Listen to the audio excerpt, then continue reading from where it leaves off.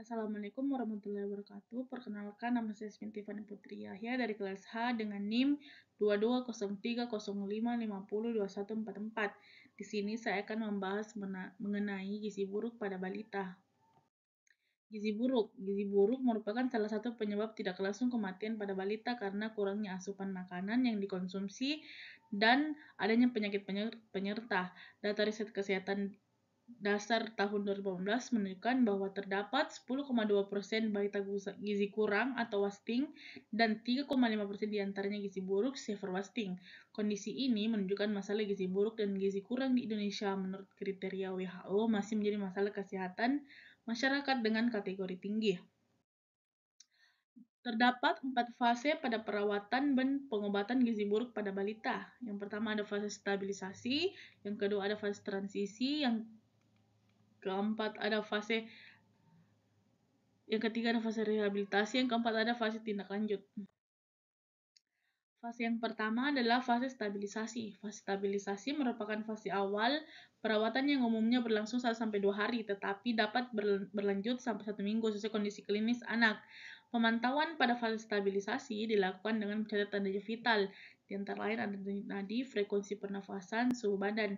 Tanda-tanda bahaya seperti derajat edema, asupan formula, frekuensi defekasi, konsistensi feses, volume urin, dan berat badan. Yang kedua ada fase transisi. Fase transisi adalah masa peralihan dari fase stabilisasi ke fase rehabilitasi dengan tujuan memberikan kesempatan tubuh untuk beradaptasi terhadap pemberian energi dan protein yang semakin meningkat. Pemantauan pada fase transisi sama seperti pada fase stabilisasi. Yang ketiga ada fase rehabilitasi. Fase ini dapat diberikan di layanan rawat jalan maupun rawat inap. Fase ini adalah fase pemberian makanan untuk tubuh. Pemberian energi sebesar 150-220 kilokalori per berat badan per hari dalam bentuk F100 atau RUTF. Bertahap ditambah makanan yang sesuai berat badan. Umumnya berlangsung selama 2-4 minggu. Kemajuan terapi dilihat dari kenaikan berat badan setelah fase transisi dan mendapat F100 atau RUTF. Yang keempat ada fase tindak lanjut. Pada fase ini merupakan lanjutan pemberian makanan untuk tumbuh kejar dengan pemberian makanan keluarga dan memberi makanan tambahan pemulihan PMTP. 10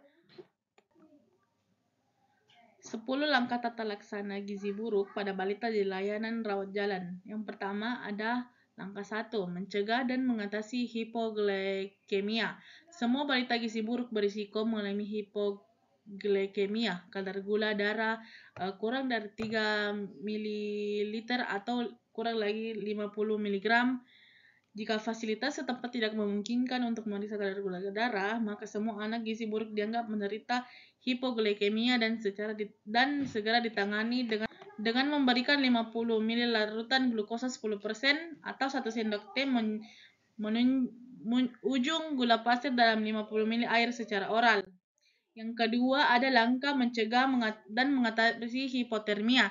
Hipotermia atau suhu aksilar kurang dari 36 derajat Celcius sering ditemukan pada balita gizi buruk dan ditemukan bersama hipoglikemia menandakan adanya infeksi berat. Cadangan energi anak gizi buruk sangat terbatas sehingga tidak mampu memproduksi panas untuk mempertahankan suhu tubuh. Cara mencegah dan mengatasi hipotermia dengan menghangatkan tubuh balita. Langkah ketiga, mencegah dan mengatasi dehidrasi. Pada dehidrasi ringan atau sedang, tetap upayakan memberikan terapi rehidrasi pada oral. Apabila tidak mungkin secara oral, cairan diberikan melalui pipa nasogastrik sampai anak bisa minum. Gunakan larutan oralit standar yang telah dimodifikasi dengan mengurangi natrium dan menambah kalium yang lebih dikenal dengan Hydration Solution for Malnutrition atau RESOMAL. Langkah 4 ada memperbaiki gangguan keseimbangan elektrolit. Tata laksana untuk mengatasi gangguan elektrolit diberikan kalium yang sudah terkandung di dalam larutan mineral mix yang ditambahkan ke dalam F75, F100 atau Resomal. B. Digunakan larutan Resomal untuk rehidrasi. Langkah kelima ada mengobati infeksi. Balita gizi buruk seringkali menderita berbagai infeksi, namun sering tidak ditemukan tanda atau gejala infeksi bakteri seperti demam.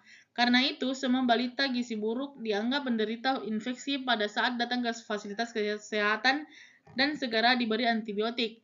Hipoglikemia dan hipotermia sering merupakan tanda sebagai infeksi berat. Yang keenam, ada memperbaiki kekurangan zat gizi mikro. Semua anak gizi mikro defisiensi vitamin dan mineral. Meskipun sering ditemukan anemia, zat besi tidak boleh diberikan pada fase awal atau fase stabilisasi dan transisi. Zat besi baru diberikan setelah anak mempunyai nafsu makan yang baik dan mulai bertambah berat badannya, biasanya pada minggu kedua. Melalui fase rehabilitasi, zat besi dapat memperberat infeksi bila diberikan terlalu dini. Pemberian zat gizi sama dengan penjelasan sebelumnya. Langkah ketujuh ada memberikan makan untuk fase stabilisasi dan transisi.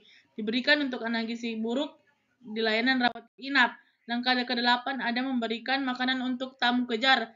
Pada fase rehabilitasi terjadi replesi pemulihan jaringan tubuh sehingga diperlukan energi dan protein yang cukup. Diberikan energi 150-220 kilokalori per kilogram per hari.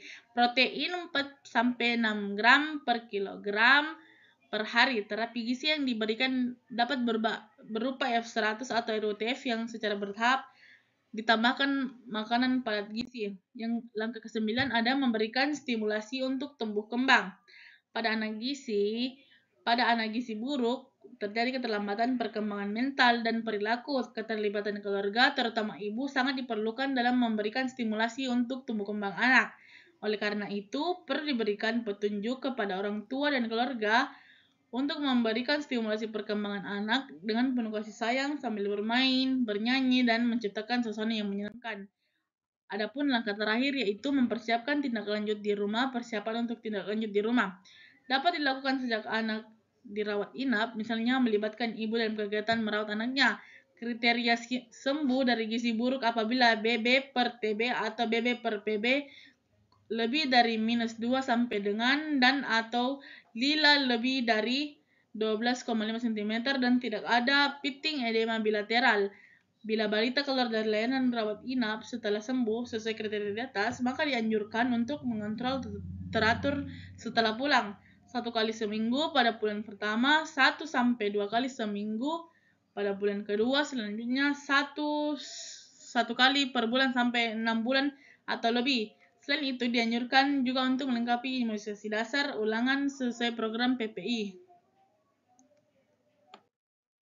Sekian dari saya. Terima kasih. Wassalamualaikum warahmatullahi wabarakatuh.